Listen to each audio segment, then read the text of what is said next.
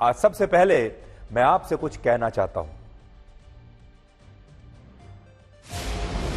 Black and white के 2 साल आज वो खबर दिखा रहे हैं जिससे आपके परिवार का लेना देना है, जिन्होंने अपनी जमीन बेचकर अपने बच्चों को कोचिंग के लिए कोटा भेजा।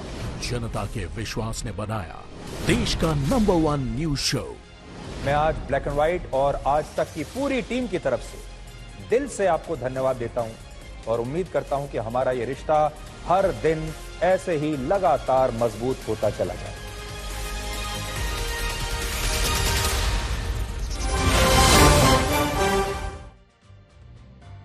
पता नहीं आपको याद है या नहीं, लेकिन आज एक बहुत खास दिन है क्योंकि आपके मनपसंद शो ब्लैक एंड व्हाइट को आज 2 वर्ष पूरे हो गए हैं और इन 2 वर्षों में हमें आपका भरपूर प्यार और विश्वास मिला, जिसके लिए इस शो की टीम और हमारे चैनल की पूरी टीम आप सबको धन्यवाद देना चाहती है। हमारी टीम ने मेहनत की स्याही से सफलता और लोकप्रियता का नया इतिहास रचा और आप भी इस कार्यक्रम को अपने भरोसे के रंग में रंगते चले गए और इस प्रकार हमने ये बेमिसाल 2 साल पूरे किए हैं। हम उम्मीद करते हैं कि आपका और हमारा ये रिश्ता वक्त और परिस्थितियों की हर परीक्षा पर खरा उतरेगा और हर रोज हमारा और आपका ये रिश्ता जो है ये ऐसे ही मजबूत होता चला जाएगा। आपको ब्लू स्क्रीन के बारे में बताएंगे जिसकी पूरी दुनिया में आज चर्चा हो रही है। ये ब्लू स्क्रीन क्या है? आज दुनिया की सबसे बड़ी टेक्नोलॉजी कंपनी माइक्रोसॉफ्ट का क्लाउड कंप्यूटिंग सर्वर अचानक से बंद हो गया, जिससे विंडोज सॉफ्टवेयर पर काम करने वाले दुनिया भर के तमाम आईटी सिस्टम्स, कंप्यूटर्स और लैपटॉप्स बंद हो गए और उनकी स्क्रीन कुछ इस तरह से ब्लू हो गई, यानी नीले रंग की स्क्रीन हो गई। इस ब्लू स्क्रीन को ब्लू स्क्रीन ऑफ डेथ भी कहते हैं, जिसमें ब्राउजर सिस्टम के क्रैश होने के बाद कंप्यूटर अपने आप रीस्टार्ट के मोड में चला जाता है और यह घटना इतनी अप्रत्याशित होती है, अचानक होती है कि इसे कंप्यूटर की या सॉफ्टवेयर की मृत्यु के समान ही माना जाता है और आज दुनिया में बिल्कुल यही हुआ है। दुनिया भर के जो कंप्यूटर्स थे उन सब की स्क्रीन आज नीली हो गई, कुछ इस तरह से जैसे इस समय आप अपनी स्क्रीन पर देख रहे हैं। सब कंप्यूटर्स का एक ही रंग, एक ही स्क्रीन। आज माइक्रोसॉफ्ट के सर्वर ने दुनिया भर के आईटी सिस्टम्स और कंप्यूटर्स की सांसें रोक दी और इस सर्वर के ठप होने से America, Britain, France, Germany, Singapore, Australia, New Zealand, Japan और भारत समेत दुनिया के 40 से ज्यादा देशों में बुरी तरह से अफरा तफरी मच गई और इसका सबसे ज्यादा असर हवाई सेवाओं पर देखने को मिला। देखिए, पूरी दुनिया की तस्वीरें इस समय हम आपको दिखा रहे हैं। दुबई क्या, मुंबई क्या, पेरिस क्या, सिंगापुर क्या। सर्वर की ताकत क्या होती है, इसका अंदाजा आप इस बात से लगा सकते हैं कि आज इस सर्वर के कारण दुनिया भर में 2000 से ज्यादा फ्लाइट्स रद्द करनी पड़ी, जिनमें सबसे ज्यादा 500 से ज्यादा उड़ानें अमेरिका में रद्द हुई हैं और भारत में भी 50 से ज्यादा फ्लाइट्स आज रद्द हुई हैं। इसके अलावा कई देशों में रेल और मेट्रो सेवाएं जो हैं वो प्रभावित हुई हैं। बैंकिंग सेवाएं ठप हो गई और यहां तक कि जर्मनी और ब्रिटेन जैसे देशों में एटीएम मशीन से लेकर कई टीवी चैनल्स भी बंद हो गए और इस घटनाक्रम ने पूरी दुनिया को डरा कर रख दिया और जिस टेक्नोलॉजी पर इंसान पूरी तरह से अब निर्भर होता जा रहा है, वो टेक्नोलॉजी कैसे अचानक से धोखा दे सकती है, कैसे वो टेक्नोलॉजी पूरी दुनिया को उसके घुटनों पर ला सकती है, ये आज उसका एक ट्रेलर भर है।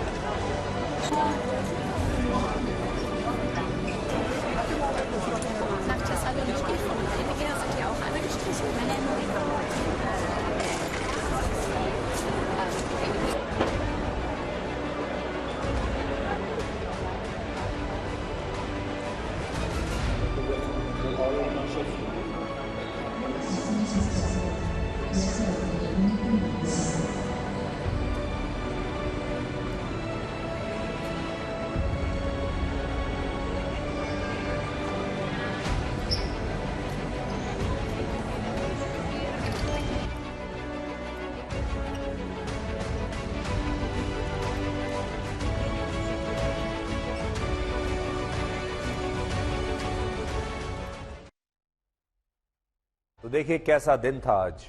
दुनिया भर के एयरपोर्ट्स ठप हो गए, फ्लाइट्स रद्द हो रही हैं, लंबी लंबी लाइन एयरपोर्ट्स पर लग रही हैं, बैंकों में लंबी लाइन लग रही हैं, बैंकिंग सेवाएं ठप हो रही हैं, सारे कंप्यूटर्स इस तरह से नीले हो गए हैं और पूरी दुनिया इस टेक्नोलॉजी के सामने बिल्कुल असहाय होकर इस टेक्नोलॉजी के सामने अपने घुटनों पर आ गई है। ये बड़ा अजीब सा दिन था। ये एक बहुत नई चीज आज देखने को मिली है।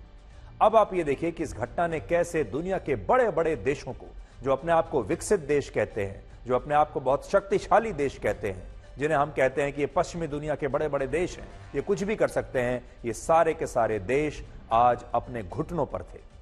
आज सिर्फ एक सर्वर के ठप होने की वजह से पेरिस ओलंपिक्स के आईटी ऑपरेशंस भी बंद हो गए। ब्रिटेन का मशहूर न्यूज चैनल स्काई न्यूज 3 घंटे तक ऑफ एयर रहा, जबकि ब्रिटेन में ही एक और न्यूज चैनल, एक और टीवी चैनल जिसका नाम है CBBC, ये भी कुछ देर के लिए बंद हो गया। जर्मनी के अस्पतालों में नॉन इमरजेंसी ऑपरेशंस रद्द कर दिए गए। पोलैंड में दुनिया के सबसे बड़े कंटेनर टर्मिनल की सेवाएं बाधित हो गई। ब्रिटेन में नेशनल रेल का आईटी सिस्टम बंद हो गया। यूरोप के कई देशों में टिकटिंग प्लेटफॉर्म्स की सेवाएं ठप हो गई। न्यूजीलैंड की संसद का कंप्यूटर नेटवर्क क्रैश हो गया। ऑस्ट्रेलिया में बहुत सारे सुपरमार्केट्स के कंप्यूटर्स और लैपटॉप्स अचानक से बंद हो गए और बहुत सारे देशों में एटीएम मशीन्स और क्रेडिट कार्ड्स की पेमेंट की सेवाएं बंद हो गई। यानी आप ना तो पैसा निकाल सकते हैं, ना अपना क्रेडिट कार्ड इस्तेमाल कर सकते हैं। लंदन में स्टॉक एक्सचेंज की सेवाएं ठप हो गई और आज भारत के हैदराबाद और बेंगलुरु शहर में भी कई बड़ी कंपनियों में कामकाज ठप हो गया और इनमें भी इस संकट का सबसे ज्यादा असर हवाई सेवाओं पर हुआ है, जिसे आप आज इन 2 तस्वीरों के जरिए समझ सकते हैं। अब आपको भारत की तस्वीर दिखाते हैं। पहली तस्वीर दिल्ली हवाई अड्डे की है, दिल्ली एयरपोर्ट की, जहां डिस्प्ले सिस्टम क्रैश होने के बाद फ्लाइट से जुड़ी सारी जानकारियां एक व्हाइट बोर्ड पर हाथ से लिखकर दी गई। आपने आखिरी बार किसी हवाई अड्डे पर डिस्प्ले, इलेक्ट्रॉनिक डिस्प्ले बोर्ड की बजाय इस तरह का हाथ से लिखा हुआ बोर्ड कब देखा होगा? जबकि दूसरी तस्वीर एक बोर्डिंग पास की है, जिसमें यात्री का नाम और फ्लाइट से जुड़ी सारी जानकारियां हाथ से लिखी गई हैं, क्योंकि आज कंप्यूटर्स काम नहीं कर रहे, प्रिंटर्स काम नहीं कर रहे। और इन तस्वीरों से आपको यह पता चलेगा कि आज एक सर्वर के ठप हो जाने से हम उसी दौर में पहुंच गए जहां एक जमाने में सब कुछ ऑफलाइन हुआ करता था। जरा याद कीजिए 1990 का वो दशक, तब हमारे देश में, पूरी दुनिया में ऐसे ही तो लिखा जाता था। फ्लाइट की टिकट्स पर भी हाथ से ही लिखा जाता था। सारी जानकारियां इसी तरह बोर्ड पर हाथ से लिखी जाती थी। अब आपको जो वीडियो में दिखा रहा हूं, ये 1990 के दशक का है, जब भारत के हवाई अड्डों पर यात्रियों को हाथ से लिखे बोर्डिंग पास दिए जाते थे और आज भी बिल्कुल वैसा ही हो रहा है। और अलग अलग एयरलाइंस ने अपने यात्रियों को हाथ से लिखे बोर्डिंग पास दिए और इस दौरान देश के अलग अलग एयरपोर्ट्स पर अफरा तफरी की स्थिति बनी हुई थी। किसी को नहीं पता था कि वो कहां जाएं। तो देखिए, अचानक से हम 1990 के दशक में पहुंच गए। अचानक से 35-40 साल पुराने युग में पहुंच गए, जहां वाकई में पहले सब कुछ हाथ से ही होता था। टिकट हाथ से ही लिख कर बनाकर आपको दी जाती थी और आज अचानक से हम उसी युग में पहुंच गए। इस तस्वीर में आप जरा उस कंप्यूटर को देखिए जिस कंप्यूटर पर यह काम किया जा रहा है। किस पुराने जमाने का कंप्यूटर ये आपको लगेगा आज 1990 के दशक में।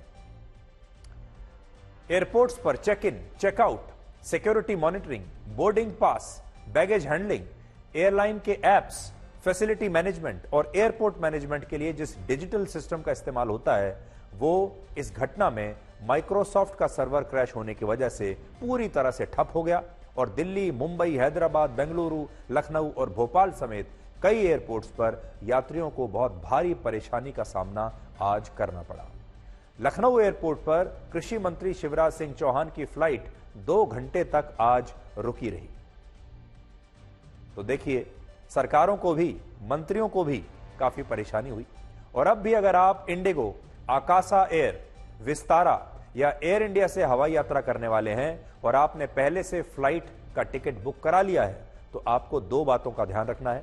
यानी आप ये समझ लीजिए, अगर आप कोई भी हवाई यात्रा करने वाले हैं, चाहे वो इंडिगो है, चाहे वो स्पाइस जेट है, चाहे वो विस्तारा है, कोई भी एयरलाइन है, तो आपको पहली बात जो याद रखनी है वो ये कि आपको ये चेक करना है कि कहीं आपकी फ्लाइट का समय बदल तो नहीं गया है। इसलिए घर से निकलते समय, एयरपोर्ट्स के लिए जब आप निकलते हैं, उससे पहले ये पक्का चेक करके निकलिए कि आपकी फ्लाइट का स्टेटस क्या है। हो सकता है कि आपकी फ्लाइट लेट हो जाए या कैंसिल हो जाए। और दूसरा, आप अपनी फ्लाइट के डिपार्चर टाइम से कम 3 घंटे पहले एयरपोर्ट पहुंचने की कोशिश कीजिए, ताकि आपको कोई परेशानी ना हो, क्योंकि ये जो सिस्टम में आज खराबी आई है, इसकी वजह से जो पूरी प्रक्रिया है वो बहुत धीमी हो गई है। भारत में संकट से कई सरकारी और प्राइवेट अस्पतालों के सर्वर भी प्रभावित हुए हैं, जिससे उन लोगों को परेशानी हो सकती है जिन्होंने डॉक्टर्स की अपॉइंटमेंट अगले कुछ दिनों में ली हुई है, या जो अपनी मेडिकल रिपोर्ट ऑनलाइन देखना चाहते हैं। हालांकि भारत में रेल सेवाओं पर इसका कोई असर नहीं हुआ और बैंकिंग सेवाएं भी ज्यादा प्रभावित नहीं हुई हैं। और भारत के आईटी मंत्री अश्विनी वैष्णव ने कहा है कि भारत सरकार लगातार माइक्रोसॉफ्ट के संपर्क में है और इस मामले में सरकार की एक रिस्पांस टीम जल्द ही नई टेक्निकल एडवाइजरी जारी करेगी, जो खास तौर पर उन प्राइवेट कंपनियों के लिए होगी जहां आज की घटना से कामकाज ठप हो गया। और इनमें ज्यादातर कंपनियां आईटी कंपनियां हैं जो बेंगलुरु, हैदराबाद और गुरुग्राम में काम करती हैं।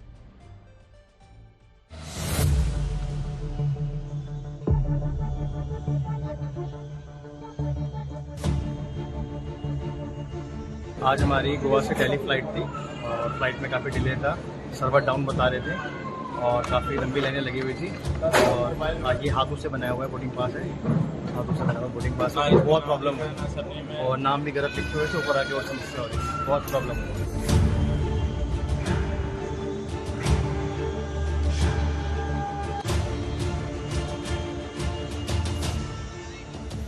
टिकट काउंटर से नहीं बन पा रहे।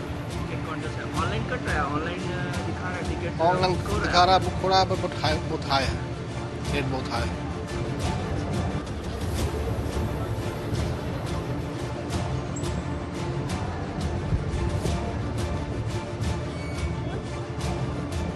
यहाँ के काउंटर पर मिल जाएगा, ये है वो है, फिर आए यहाँ पर तो कहता है कि नहीं सर्वर डाउन है, सर्वर डाउन बोल रहा है, क्या कहा जाएगा।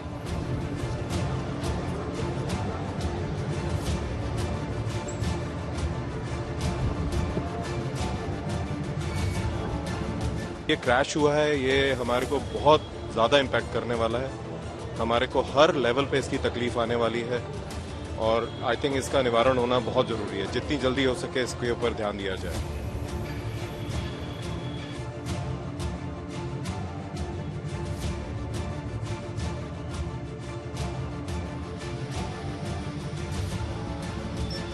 ఎయిర్వేస్ కి సంబంధించి ప్రపంచవ్యాప్తంగా మైక్రోసాఫ్ట్ తాలూకా సాఫ్ట్వేర్ ఒకటి అజూర్ అన్న సాఫ్ట్వేర్, క్లౌడ్ సాఫ్ట్వేర్, దాంట్లో చిన్న సమస్య వచ్చింది. దానివల్ల ప్రధానంగా అమెరికాలో ఉన్నటువంటి ఫ్లైట్స్ కి ఎక్కువ సమస్య వస్తుంది. నేను ఇప్పుడే మా తాలూకా సెక్రటరీతో కూడా మాట్లాడాను. మన భారతదేశంలో ఆ సమస్య ఎక్కడ కూడా ఇబ్బంది లేకుండా ఫ్లైట్లన్నీ కూడా ప్రశాంతంగా తిరగడానికి టెక్నికల్ సాఫ్ట్వేర్ సిస్టమ్ నుంచి మాన్యువల్ సిస్టమ్ కి మూవ్ అయ్యి ప్రతి ఒక్కరు కూడా దాని మీద చర్యలు తీసుకుంటున్నారు. ప్రస్తుతానికి భారతదేశంలో దానికి సంబంధించి ఇబ్బంది లేదు.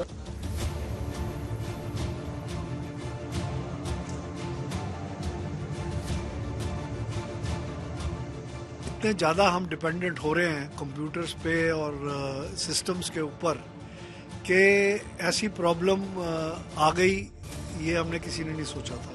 और मेरी एडवाइस यही है सबको कि आप जब भी टिकट करें, कई लोग अब सिर्फ मोबाइल के ऊपर ही सारा कुछ रखते हैं, मेरी एडवाइस ये है प्रिंट आउट लेके रखें। एक पैसेंजर मैनिफेस्ट बनता है हर फ्लाइट का और वो कंप्यूटर से, लोकल कंप्यूटर से प्रिंट आउट होता है, तो उस मैनिफेस्ट के बेसिस पे मैन्युअली बड़े आराम से बोर्डिंग कार्ड हो सकते हैं।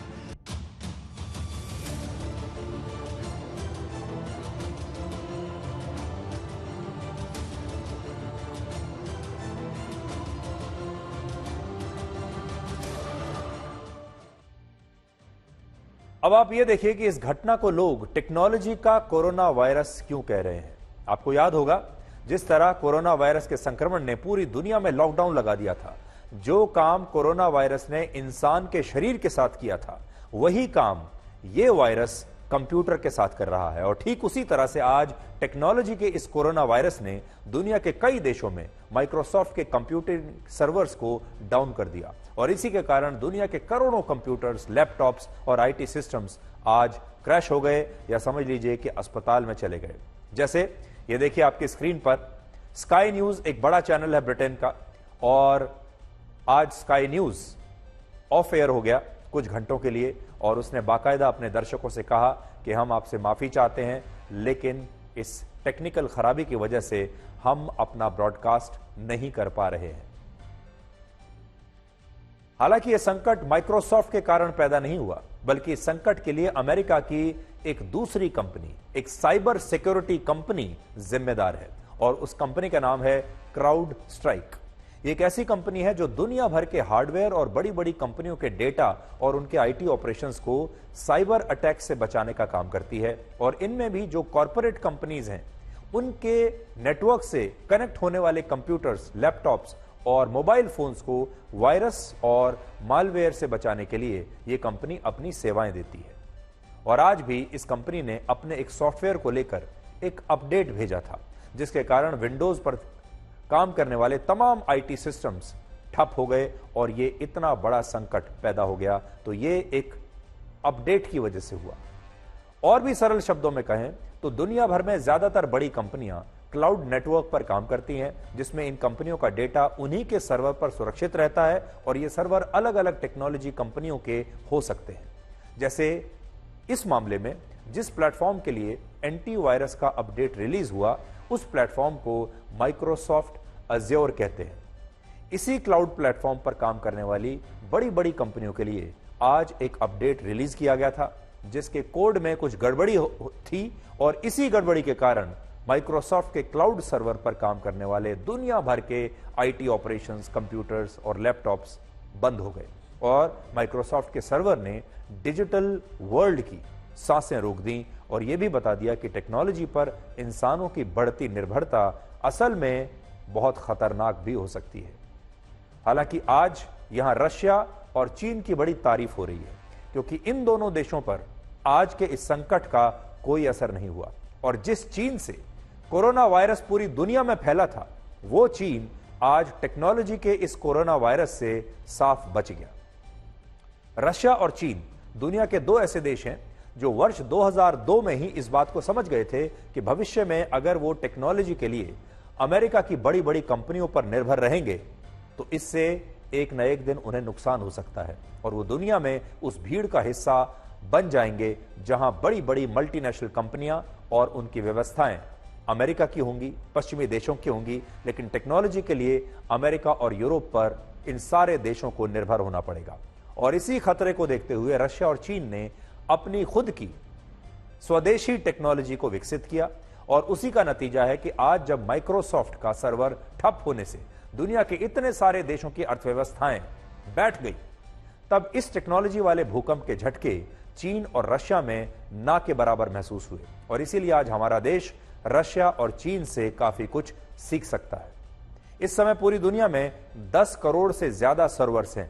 जो क्लाउड नेटवर्क आज प्रभावित हुआ, उस नेटवर्क का इस्तेमाल वॉलमार्ट, कोका कोला, एचपी और यहां तक कि अमेरिका की अंतरिक्ष एजेंसी नासा और हार्वर्ड यूनिवर्सिटी भी करती है, जिससे आप समझ सकते हैं कि यह घटना इतनी व्यापक क्यों बन गई और इसका इतना ज्यादा असर क्यों हुआ है। इस समय टेक्नोलॉजी के क्षेत्र में भारत पूरी तरह से पश्चिमी देशों की इन बड़ी बड़ी मल्टीनेशनल आईटी कंपनियों पर निर्भर है और यह निर्भरता भारत के लिए अच्छी नहीं है। भारत दुनिया के उन देशों की सूची में सबसे ऊपर है जहां हमारे अलग अलग आईटी ऑपरेशंस, भारतीय रेल और बड़े बड़े थर्मल पावर प्लांट्स पर कई साइबर अटैक्स पहले भी हो चुके हैं। वर्ष 2022 में लगभग 14 लाख साइबर अटैक्स हमारे ऊपर हुए और इन हमलों में भी मुख्य रूप से देश के थर्मल पावर प्लांट्स को निशाना बनाने की कोशिश हुई, जिससे पता चलता है कि जैसे जैसे टेक्नोलॉजी का इस्तेमाल बढ़ रहा है वैसे वैसे ये टेक्नोलॉजी एक नए वॉरफेयर का रूप लेती जा रही है। वॉरफेयर मतलब ये भी एक तरह का एक तरीका है युद्ध करने का, और ये किसी देश पर अगर आपको आज हमला करना हो, किसी देश को के ऊपर आपको अटैक करना हो, तो जरूरी नहीं है कि वो हमला मिसाइल से होगा, हथियारों से होगा, बंदूक से होगा, गोलियों से होगा। अब वो हमला कुछ इस तरह भी हो सकता है कि आप किसी देश के सारे पावर प्लांट्स को बंद कर सकते हैं, किसी देश के पूरे रेलवे सिस्टम को बंद कर सकते हैं, किसी देश के पूरे सर्वर्स को ऐसे बंद कर सकते हैं कि ना तो कोई फ्लाइट टेक ऑफ कर पाएगी, ना उस देश का कोई फाइटर जेट टेक ऑफ कर पाएगा, ना कोई हथियार चल पाएगा, ना कोई मिसाइल आप इस्तेमाल कर पाएंगे। सब कुछ ठप हो जाएगा, आपका पूरा की पूरा कम्युनिकेशन सिस्टम ठप हो जाएगा, आप किसी से बात नहीं कर पाएंगे। और ये वो वॉरफेयर है जिसमें बिना हथियारों का इस्तेमाल किए किसी भी देश की पूरी व्यवस्था को बर्बाद किया जा सकता है। और इस बात को आप रशिया और यूक्रेन के इस उदाहरण से समझिए। वर्ष 2015 में रशिया ने यूक्रेन के पावर ग्रिड को हैक कर लिया था, जिसके कारण यूक्रेन में 6 घंटे तक बिजली चली गई और ब्लैकआउट हो गया। और इस दौरान कई अस्पतालों में बिजली न होने की वजह से लोगों का इलाज नहीं हुआ और बहुत सारे लोगों की मौत हो गई। और इस साइबर अटैक में रशिया पूरी तरह से बेबस हो गया था। और इसीलिए हमने आपसे ये कहा कि नए युग का ये नया वॉरफेयर है जिसमें टेक्नोलॉजी सबसे बड़ा हथियार है। तो कैसे रशिया ने यूक्रेन को बिल्कुल असहाय कर दिया था, तो ऐसा कोई भी देश अब किसी अपने दुश्मन देश पर कर सकता है। इस विषय पर कई फिल्में भी बन चुकी हैं, जिनमें वर्ष 2015 में आई फिल्म ब्लैक हैट काफी चर्चित रही थी। उसकी कहानी ऐसी ही थी। इस फिल्म में दिखाया गया था कि कैसे एक हैकर एक देश के न्यूक्लियर पावर प्लांट को हैक करके उसमें एक बड़ा धमाका कर देता है और इसके बाद उस देश में न्यूक्लियर रेडिएशन से कई लोगों की मौत हो जाती है। और यह फिल्म इस मकसद से बनाई गई थी ताकि लोगों को यह बात समझ में आए कि टेक्नोलॉजी पर बहुत ज्यादा निर्भरता युद्ध में किसी भी देश की एक बहुत बड़ी कमजोरी बन सकती है। और आज की घटना में भी यही सबक छिपा हुआ है। और आज आप देख लीजिए, हमारे ज्यादातर जो चीजें हम इस्तेमाल करते हैं, चाहे हमारे गैजेट्स हों, वो सब इंटरनेट से जुड़े हुए हैं, किसी न किसी सर्वर से जुड़े हुए हैं। यहां तक कि अब तो हमारी गाड़ियां भी, कार भी इंटरनेट से चल रही हैं, सर्वर से जुड़ी हुई हैं। और सोचिए, अगर कभी किसी ने इन सब सर्वर्स को हैक कर लिया, हमारी गाड़ियों को हैक कर लिया, हमारे मोबाइल फोन्स को हैक कर लिया, हमारे जो आईटी सिस्टम्स हैं उन्हें हैक कर लिया, तो पूरा की पूरा देश जहां है वहीं रुक जाएगा। और ऐसा कई घंटों के लिए भी हो सकता है और कई दिनों के लिए भी हो सकता है। और टेक्नोलॉजी के फायदे तो बहुत सारे होते हैं, लेकिन ये कुछ नुकसान हैं जिनके बारे में इंसान सोचते नहीं। इस तरह का नुकसान टेक्नोलॉजी के जरिए हमें हो सकता है। इसलिए आज का जो दिन है, ये याद रखने वाला दिन है। आज के दिन से पूरी दुनिया को सबक सीखना चाहिए और भविष्य के लिए अपनी तैयारी करके रखनी चाहिए। भारत के लिए इसमें सबक ये छिपा हुआ है कि भारत को अब अपना स्वदेशी नेटवर्क बनाना पड़ेगा और भारत को ये जो बड़ी बड़ी मल्टीनेशनल आईटी कंपनियां हैं उन पर अपनी निर्भरता को अब कम करना पड़ेगा, क्योंकि आगे चलकर इस तरह के हमले और भी ज्यादा हो सकते हैं। अब हम आपको यह बताएंगे कि जिस ब्रिटेन ने दुनिया को सेकुलरिज्म यानी धर्मनिरपेक्षता का विचार दिया, उसी ब्रिटेन में अब बार बार दंगे क्यों हो रहे हैं और ब्रिटेन में रहने वाले मुसलमानों को लेकर अब इतना विवाद क्यों हो रहा है। 18 जुलाई को ब्रिटेन के लीड्स शहर में 2000 से ज्यादा दंगाइयों ने सरकारी बसों और दुकानों में तोड़फोड़ करने के बाद उनमें आग लगा दी और इन दंगों में लगभग 11 करोड़ रुपए की सरकारी संपत्ति को नुकसान पहुंचा है। तस्वीरें आप देख सकते हैं, ये ब्रिटेन की तस्वीरें हैं, ये लीड्स की तस्वीरें हैं।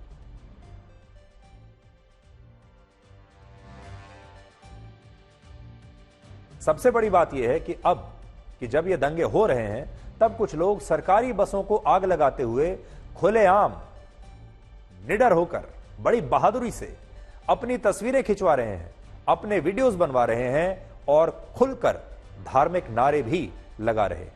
जैसे इस व्यक्ति को आप देखिए, ये बस में आग लगा रहा है। आप देख सकते हैं, ये लोग इस सरकारी बस में आग लगा रहे हैं और अपनी तस्वीरें खिंचवा रहे हैं, वीडियोस बना रहे हैं। और इन्हें ना तो प्रशासन का डर है, ना पुलिस का डर है, ना कानून का डर है। पुलिस का कहना है कि ये दंगे उन 4 बच्चों की कस्टडी को लेकर हुए जिनमें एक बच्चे की वजह से उसके चचेरे भाई को चोट लग गई थी। लेकिन जब इस बच्चे का परिवार उसे अस्पताल लेकर गया तो वहां अस्पताल ने इस घटना की जानकारी ब्रिटेन की चाइल्ड केयर एजेंसी को दे दी। और जब कुछ अधिकारियों ने यह कहा कि वो इन 4 बच्चों को अपने साथ इस चाइल्ड केयर सेंटर में ले जाएंगे, तो फिर इस पर विवाद खड़ा हो गया, क्योंकि इनमें गैर मुस्लिम और मुस्लिम दोनों परिवारों के बच्चे शामिल थे, इसलिए लीड शहर में ये दंगे भड़क गए। और ये दंगे भी उन इलाकों में ज्यादा हुए हैं जहां पर मुस्लिम बहुसंख्यक हैं, यानी जहां पर मुसलमानों की संख्या ज्यादा है। इनमें सबसे ज्यादा आगजनी और तोड़फोड़ हेयर हिल्स इलाके में हुई, जहां मुसलमानों की आबादी 39.4% है और ईसाई धर्म के लोग वहां सिर्फ 34.84% है। यानी ये वो इलाका है जहां पर मुस्लिम आबादी ईसाई आबादी से भी ज्यादा है। और ब्रिटेन के बहुत सारे लोगों का कहना है कि इन दंगों के पीछे वही मुसलमान हैं जिन्हें ब्रिटेन की सरकार ने धर्मनिरपेक्षता के नाम पर अपने देश में दूसरे देशों से लाकर शरण दी है। यानी इनमें से बहुत सारे लोग वो हैं जो शरणार्थी हैं, और पश्चिमी देश शरणार्थियों को लेकर बहुत सेकुलर बनते हैं, बहुत लिबरल बनते हैं और अपने आप को इंसानियत का सबसे बड़ा चैंपियन मानते हैं। इसलिए वो दूसरे गरीब देशों से बहुत सारे ऐसे शरणार्थियों को अपने यहां आने की जगह देते हैं, शरण देते हैं, और फिर यही शरणार्थी आगे चलकर वहां ऐसा दंगा करते हैं। आपको जानकर हैरानी होगी कि ब्रिटेन के इस मुस्लिम बहुल इलाके में पूरे देश में सबसे ज्यादा अपराध होते हैं, सबसे ज्यादा क्राइम रेट इसी स्थान पर है जहां की तस्वीरें आप देख रहे हैं, जहां पर मुस्लिम आबादी ईसाई आबादी से ज्यादा है।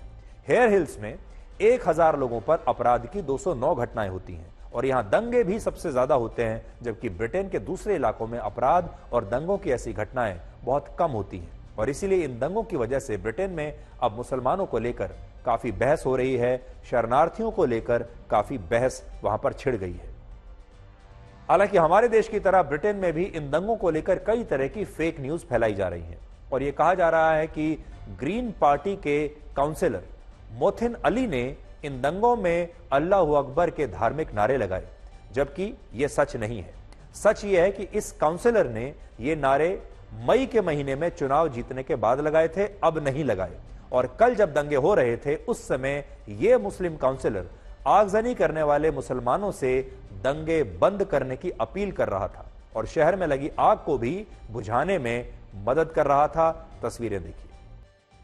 इन तस्वीरों में आपने ये नोट किया होगा कि ब्रिटेन की पुलिस कितनी असहाय नजर आ रही है, ब्रिटेन की सरकार, ब्रिटेन का प्रशासन कितना असहाय नजर आ रहा है और वहां की पुलिस इन दंगों को, इस हिंसा को रोकने में पूरी तरह से नाकाम रही। अब देखिए, यह भी समय का ही चक्र है कि जिस ब्रिटेन ने भारत में अल्पसंख्यक मुसलमानों को पीड़ित बताकर हमारे समाज को बांटने की पूरी कोशिश की, अब वही ब्रिटेन खुद को मुसलमानों के दंगों से पीड़ित बता रहा है और कह रहा है कि ब्रिटेन के मुसलमान वहां के मूल लोगों पर, क्रिश्चियंस पर, ईसाई धर्म के लोगों पर हावी हो रहे हैं। और यहां बात सिर्फ ब्रिटेन की नहीं है, फ्रांस और उसके जैसे दूसरे पश्चिमी देशों ने भी 1990 से लेकर 2015 के बीच अरब, एशिया और अफ्रीकी देशों के मुसलमानों को अपने यहां पर खुलकर शरण दी। सबको कहा कि आप हमारे यहां आ जाइए, हम आपको रहने के लिए जगह देंगे, सुविधाएं देंगे, आपकी जान बचाएंगे। और बड़ी संख्या में इन देशों ने शरणार्थियों के लिए अपने दरवाजे खोल दिए। लेकिन अब यही देश इन शरणार्थियों को अपने लिए एक बड़ा खतरा मान रहे हैं और वहां ऐसे दंगों की जो संख्या है अब लगातार बढ़ती जा रही है और इनके आरोप अब लगातार मुस्लिम समुदाय पर वहां पर लग रहे हैं। आपको याद होगा अभी फ्रांस में भी हाल ही में दंगे हुए थे। सोचने वाली एक बात यह भी है कि ये पश्चिमी देश दुनिया को धर्मनिरपेक्षता पर बड़े बड़े लेक्चर देते हैं और भारत के मुसलमानों को भी हमारे यहां असुरक्षित बताते हैं। कहते हैं कि भारत के जो मुसलमान हैं ये असुरक्षित हैं, उनके साथ भेदभाव होता है, लेकिन अपने देशों की स्थिति पर ये कभी कुछ नहीं बोलते। और इससे आप इन पश्चिमी देशों के असली चरित्र को समझ सकते हैं। जब भारत में कोई ऐसी घटना होती है तो तुरंत ये एक फैक्ट फाइंडिंग कमीशन बना देते हैं, तुरंत एक टीम बना देते हैं जो कि उस पर अपनी रिपोर्ट पेश करती है और फिर ये पूरी दुनिया को बताते हैं कि हमारे यहां हुई इस तरह की किसी घटना के बारे में इन देशों की रिपोर्ट क्या कहती है। अब उल्टा करने का समय आ गया है। अब इन देशों में जो अल्पसंख्यक समुदाय के लोग हैं, जो शरणार्थी हैं, जो मुसलमान हैं, और जब इस तरह के दंगे वहां पर होते हैं तो अब दूसरे भारत जैसे देशों को भी अपना एक कमीशन बनाना चाहिए, अपनी एक रिपोर्ट बैठानी चाहिए और वो रिपोर्ट पूरी दुनिया को बतानी चाहिए कि हम इन दंगों के बारे में क्या सोचते हैं। और जब हमने इन दंगों की तहकीकात की तो हमने इन पश्चिमी देशों के चरित्र के बारे में, इनके समाज के बारे में, इनकी सामाजिक व्यवस्था के बारे में, इनकी राजनीतिक व्यवस्था के बारे में, इनके प्रशासन के बारे में हमने क्या पाया और कैसे अब पश्चिमी देशों में ये शरणार्थी धीरे धीरे असुरक्षित होते जा रहे हैं। ऐसी रिपोर्ट भी तो आनी चाहिए। आपको अपने पड़ोसी देश बांग्लादेश में चल रहे दंगों के बारे में भी बताना चाहते हैं, जिनमें अब तक 50 से ज्यादा लोगों की मौत हो चुकी है। सोचिए, हमारी बगल में बांग्लादेश है, 50 लोग मर चुके हैं दंगों में अभी तक, और इन दंगों में 2500 लोग घायल हुए हैं। और ये दंगे क्यों हो रहे हैं? ये दंगे सरकारी नौकरियों में आरक्षण को खत्म कराने के लिए हो रहे हैं। सोचिए, हमारे देश में दंगे होते हैं आरक्षण प्राप्त करने के लिए, बांग्लादेश में दंगे हो रहे हैं आरक्षण समाप्त करने के लिए। और इस समय बांग्लादेश की स्थिति ऐसी हो गई है कि वहां इन दंगों को नियंत्रित करने के लिए अब सेना को बुलाना पड़ा है। बांग्लादेश के हालात कितने नाजुक हैं, इस बात का अंदाजा आप लगा सकते हैं कि वहां के सरकारी न्यूज चैनल पर प्रधानमंत्री शेख हसीना का एक संदेश प्रसारित हुआ, जिसमें उन्होंने लोगों से शांति बनाए रखने की अपील की। लेकिन इस संदेश से ये दंगे और ज्यादा भड़क गए और प्रदर्शनकारियों ने सरकारी न्यूज चैनल की बिल्डिंग में तोड़फोड़ करके सरकारी न्यूज चैनल की बिल्डिंग में ही आग लगा दी। और इन दंगों में एक पत्रकार की भी रिपोर्टिंग करते हुए मृत्यु हो गई, मौत हो गई।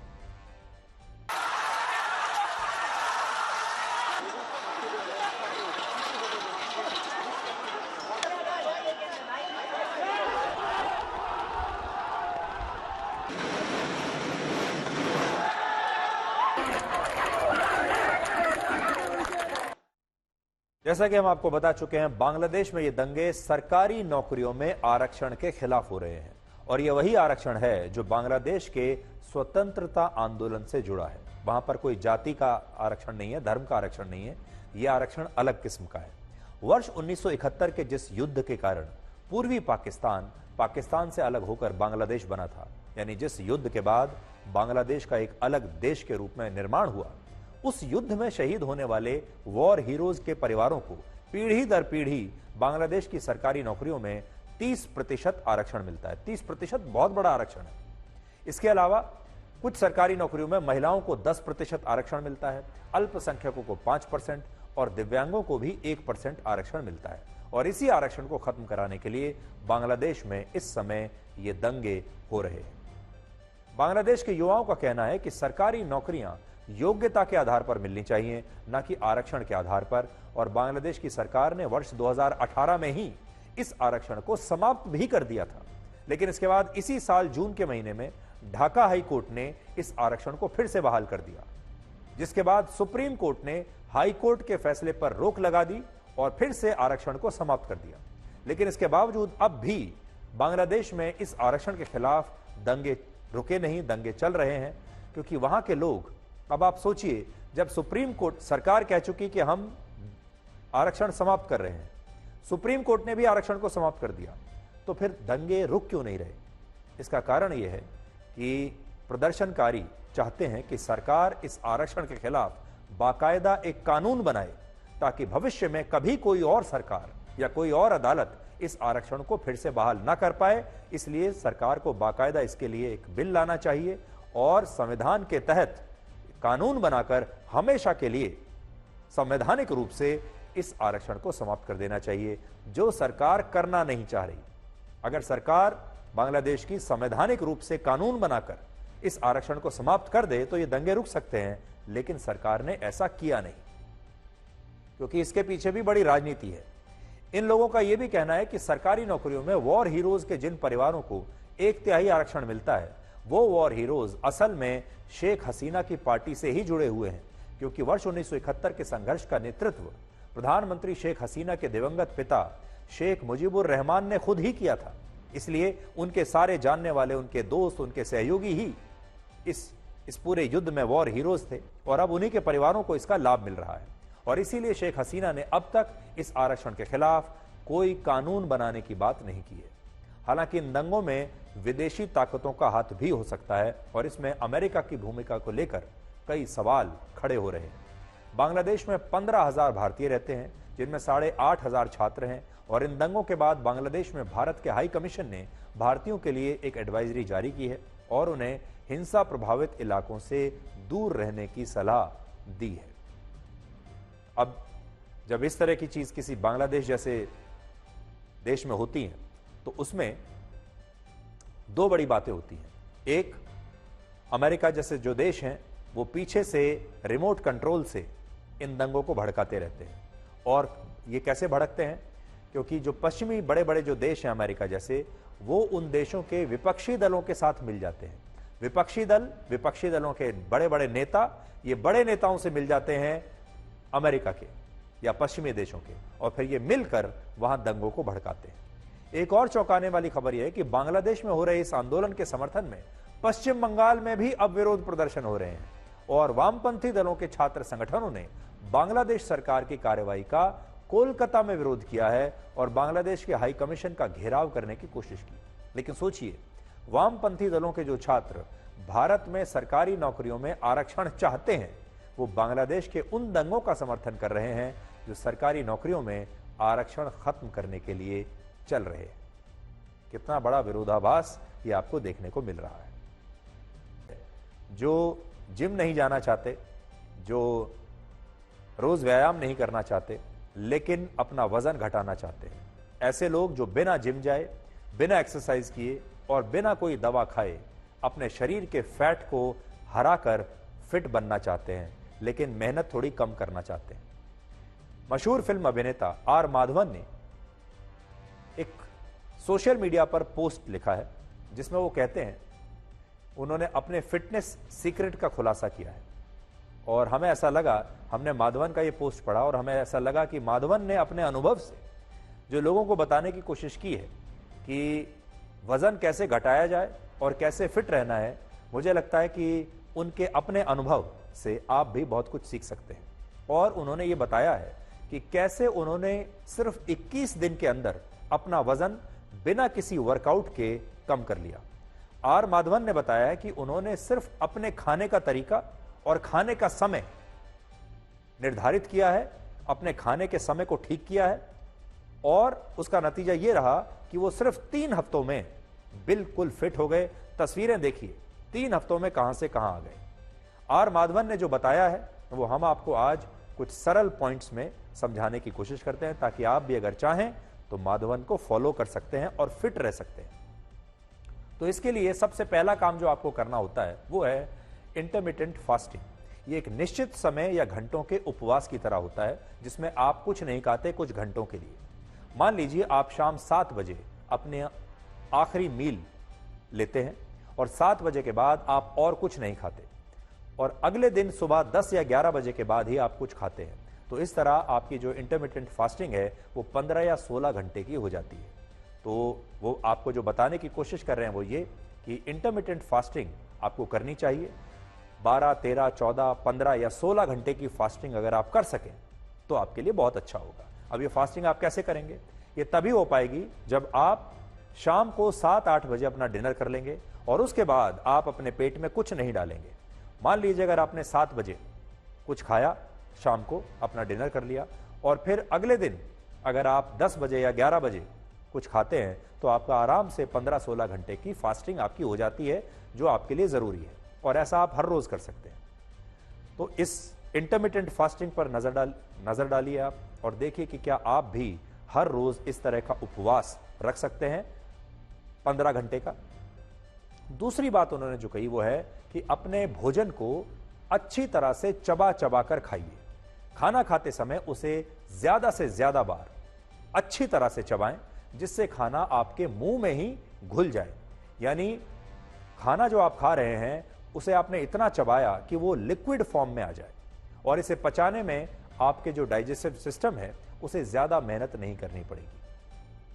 जबकि अधिकतर मामलों में असल में इसका उल्टा होता है। ज्यादातर लोग जल्दबाजी में अपना खाना खाते हैं और उसे ठीक से चबाते नहीं हैं और ऐसा लगता है जैसे वो खाने को ठीक से खाने की बजाय, चबाने की बजाय बस एक तरीके से निगलते जा रहे हैं और इस स्थिति में आपके डाइजेस्टिव सिस्टम को बड़ी मेहनत करनी पड़ती है उस खाने को पचाने के लिए। तो अगर आप उस खाने को ठीक से चबाएंगे तो फिर आपके सिस्टम को मेहनत नहीं करनी पड़ेगी उसे पचाने के लिए। इसके साथ ही उन्होंने पानी को एक साथ गटकने की बजाय धीरे धीरे घूंट घूंट करके पीने और ज्यादा पानी पीने की सलाह दी है। उन्होंने कहा है कि पानी इस तरह से पीजिए जैसे आप किसी चीज को धीरे धीरे खाते हैं। तो पानी को धीरे धीरे पीजिए और ज्यादा बार पीजिए और अपना पानी का जो इनटेक है पूरे दिन में उसे बढ़ा दीजिए। तीसरी बात उन्होंने बताई है कि दिन के लास्ट मील का समय आपको क्या होना चाहिए, जो दिन का आपका आखिरी खाना है वो कितने बजे खाना चाहिए। उनके मुताबिक शाम को 6:45 बजे 6:45 के बाद आपको कुछ नहीं खाना चाहिए, और शाम को जो आखिरी मील आप लें वो भी जो मील है वो पकी हुई होनी चाहिए, यानी उसमें आपको पका हुआ भोजन खाना है, कुछ भी कच्चा आपको नहीं खाना है, कुछ भी रॉ नहीं खाना है, कोई सैलेड आपको नहीं खाना चाहिए, कोई सब्जी ऐसी नहीं खानी चाहिए जो कच्ची है। यानी जो भी खाना आप खाएंगे शाम का वो पका हुआ होना चाहिए, कुक्ड होना चाहिए। और उन्होंने साफ कहा है कि दोपहर 3 बजे के बाद कुछ भी कच्चा खाना आपको नहीं खाना है। कच्चा खाना क्या है? जैसे फल, सैलेड या कुछ सब्जियां, वो दोपहर 3 बजे से पहले पहले आप खा लीजिए। इसके साथ ही उन्होंने सुबह सुबह एक लंबी वॉक करने की सलाह दी है। आप लंबी वॉक के लिए निकल जाइए, आपको वॉक करनी चाहिए। और फिर रात में जल्दी सोने और गहरी नींद बहुत आवश्यक है। तो आपको रात में जल्दी सो जाना चाहिए, और जब तक आप गहरी नींद नहीं लेंगे तब तक आपका शरीर ठीक नहीं हो सकता, इसलिए गहरी नींद जरूरी है। अब गहरी नींद आएगी कैसे? लोगों को तो आजकल नींद ही नहीं आती। इसके लिए आर माधवन का कहना है कि सोने से 1.5 घंटे पहले आपको कोई स्क्रीन नहीं देखनी चाहिए, यानी 1.5 घंटे पहले सोने से आप ना तो टीवी देखिए, ना अपना मोबाइल फोन की स्क्रीन देखिए, ना किसी और गैजेट की स्क्रीन देखिए, यानी कोई भी स्क्रीन चाहे फोन की हो या टीवी की हो आपको नहीं देखनी चाहिए सोने से 1.5 घंटे पहले तक। आजकल बड़ी संख्या में लोग नींद आने के आखिरी सेकंड तक मोबाइल की स्क्रीन पर नजरें गड़ाए रहते हैं। आखिरी चीज जो वो करते हैं, सोने से ठीक पहले भी फोन देखते हैं और उठते ही सबसे पहले फोन देखते हैं। लेकिन आर माधवन का कहना है कि जिस समय आपको सोना है उससे 1.5 घंटे पहले आप अपना मोबाइल फोन या अपने लैपटॉप को खुद से दूर कर दीजिए और टीवी को बंद कर दीजिए। उदाहरण के लिए अगर आप रात को 10:30 बजे सोने वाले हैं तो 9 बजे से ही अपने मोबाइल फोन का इस्तेमाल आपको बंद कर देना चाहिए, तब आपको अच्छी और गहरी नींद आएगी। और आखिर में आर माधवन कहते हैं कि आपको ज्यादा से ज्यादा लिक्विड डाइट लेनी चाहिए, हरी सब्जियां खानी चाहिए और ऐसा खाना खाना चाहिए जो बहुत हेल्दी हो और जिससे आपका शरीर बहुत आसानी से पचा सके।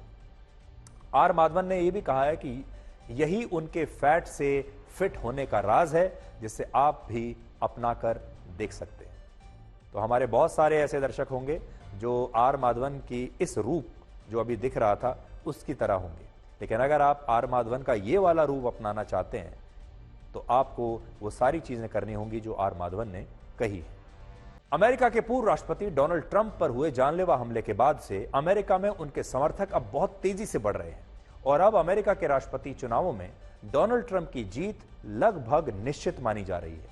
जैसे भारत में बॉलीवुड अभिनेता और यहां के क्रिकेटर बहुत लोकप्रिय हैं, ठीक वैसे ही अमेरिका में WWE के जो रेसलर्स हैं वो बड़े लोकप्रिय होते हैं फिल्म स्टार्स की तरह, और इन रेसलर्स के समर्थन को चुनाव में बड़ा महत्वपूर्ण माना जाता है। और इसी कड़ी में अब ट्रंप को एक बहुत बड़े और लोकप्रिय पहलवान का समर्थन मिल गया है जिनका नाम है हल्क होगन, और उन्होंने डोनाल्ड ट्रंप का खुलकर समर्थन किया है और ट्रंप को अपना हीरो बताते हुए उन्होंने अपनी टी शर्ट फाड़ दी जैसा कि वो अपने कुश्तियों के दौरान करते हैं, और फिर उन्होंने कहा कि मैं ट्रंप का खुलकर समर्थन करता हूं। देखिए। But what happened last week when they took a shot at my hero and they tried to kill the next president of the United States? Enough was enough, and I said, let Trumpomania run wild, brother. Let Trumpomania rule again. Let Trumpomania make America great again.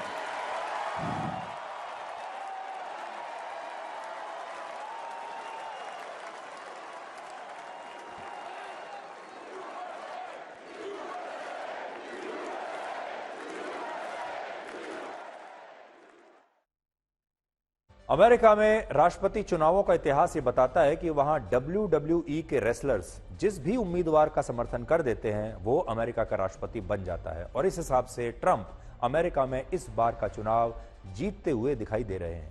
पूर्व राष्ट्रपति Donald Trump पर हुए हमले के बाद जहां America में उनके लिए समर्थन बढ़ता जा रहा है, वहीं मौजूदा राष्ट्रपति जो बाइडेन के लिए आगे की जो डगर है, आगे का जो रास्ता है वो थोड़ा मुश्किल होता जा रहा है, उनकी लोकप्रियता कम हो रही है। अब अमेरिका के एक और पूर्व राष्ट्रपति बराक ओबामा ने यह मान लिया है कि जो बाइडेन का चुनाव में जीतना आसान नहीं है, और बराक ओबामा ने एक लेख में यह लिखा है कि जो बाइडेन की उम्मीदवारी पर गंभीरता से पुनर्विचार करने की आवश्यकता है, और बराक ओबामा जो बाइडेन की पार्टी अपनी ही पार्टी डेमोक्रेटिक पार्टी के नेता है। तो अब बराक ओबामा खुद ही ये कह रहे हैं कि जो बाइडेन को इस रेस से बाहर हो जाना चाहिए। दूसरी तरफ डोनाल्ड ट्रंप पर हमले तेज उन्होंने कर दिए हैं और कहा है कि अब मैं बाइडेन का नाम भी नहीं लूंगा। जो डोनाल्ड ट्रंप हैं, उन्होंने अपने हमले जो बाइडेन पर अब बहुत तेज कर दिए हैं। अब आज वो क्या कह रहे हैं, देखिए। If you took the 10 worst presidents in the history of the United States, think of it, the 10 worst, added them up, they will not have done the damage that Biden has done. Only going to use the term once. Biden, I'm not going to use the name anymore, just one time. The damage that he's done to this country is unthinkable. तो आज के लिए black and white में इतना ही। अब आपसे हमारी अगली मुलाकात होगी कल रात 9 बजे। तब तक आप खुश रहिए, सुरक्षित रहिए, स्वस्थ रहिए। और आपको एक बार फिर आपके मनपसंद शो ब्लैक एंड व्हाइट के 2 वर्ष पूरे होने पर हम शुभकामनाएं भी देना चाहते हैं, और आपके प्यार और विश्वास के लिए धन्यवाद भी देना चाहते हैं, और आपको बताना चाहते हैं कि हम और आप एक रिश्ते में बंधे हुए हैं। हम और आप एक ही टीम हैं जो इस देश के लिए, इस देश के लोगों के लिए काम कर रही है। ब्लैक एंड व्हाइट के 2 साल आज वो खबर दिखा रहे हैं जिससे आपके परिवार का लेना देना है, जिन्होंने अपनी जमीन बेचकर अपने बच्चों को कोचिंग के लिए कोटा भेजा। जनता के विश्वास ने बनाया देश का नंबर 1 न्यूज शो। मैं आज ब्लैक एंड व्हाइट और आज तक की पूरी टीम की तरफ से दिल से आपको धन्यवाद देता हूं, और उम्मीद करता हूं कि हमारा ये रिश्ता हर दिन ऐसे ही लगातार मजबूत होता चला जाए।